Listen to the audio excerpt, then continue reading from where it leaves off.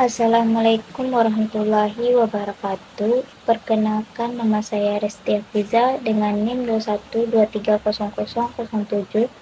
Ingin mempresentasikan sebuah artikel dengan judul Konvergensi dalam Pengembangan Keuangan Islam, Bukti dari Negara Islam Menggunakan Uji Stasionaritas KPSS Panel Fourier. Baik, hal pertama yang akan dibahas ada pembahasan teori, di mana teori yang digunakan pada penelitian ini ada 3.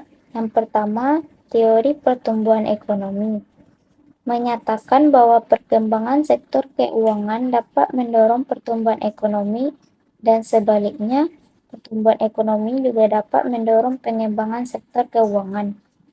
Yang kedua ada teori permintaan layanan keuangan. Teori ini mengemukakan bahwa pertumbuhan sektor keuangan terjadi sebagai respon terhadap meningkatnya permintaan layanan keuangan yang muncul akibat pertumbuhan ekonomi. Dalam konteks ini, pertumbuhan ekonomi menjadi pendorong utama perkembangan sektor keuangan. Yang ketiga ada teori konvergensi.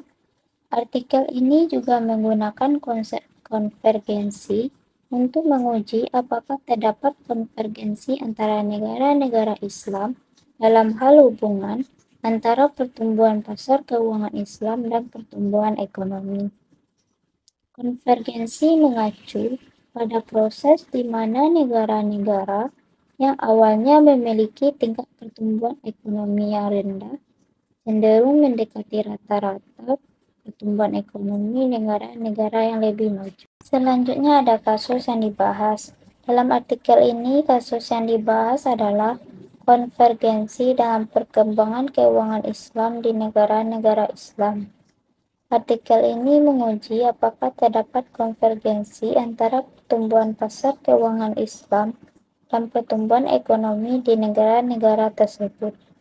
Artikel ini menggunakan Fourier Panel KPSS Stationarity Test untuk menguji hipotesis konvergensi terhadap 4 indikator aktivitas pasar keuangan Islam, yaitu Islamic Financial Asset Volume, Islamic Banking Asset Volume, Suku Outstanding Volume, dan Takaful Contribution Volume.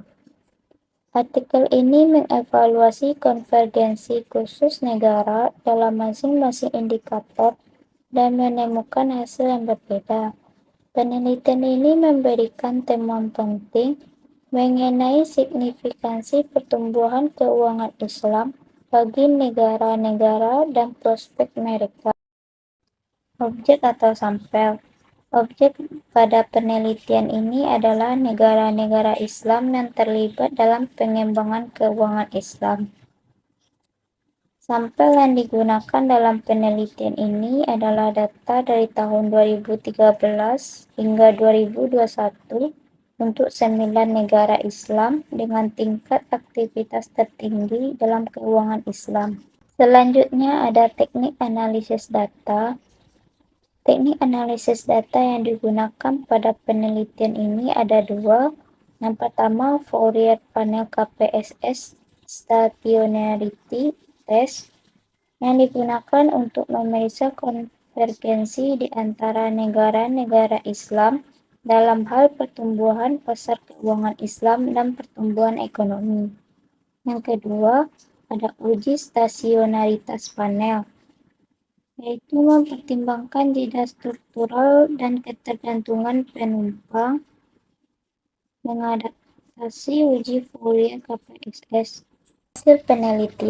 Hasil penelitian ada 3. Yang pertama, studi ini menemukan bahwa hanya volume aset keuangan Islam yang menunjukkan konvergensi di antara negara-negara Islam. Sedangkan indikator lain seperti volume aset perbankan Islam, volume outstanding suku, dan volume kontribusi takaful tidak menunjukkan konvergensi. Yang kedua, hasil dari uji stasionaritas panel Fourier KPSS menunjukkan dukungan untuk hipotesis 0 dalam beberapa kasus.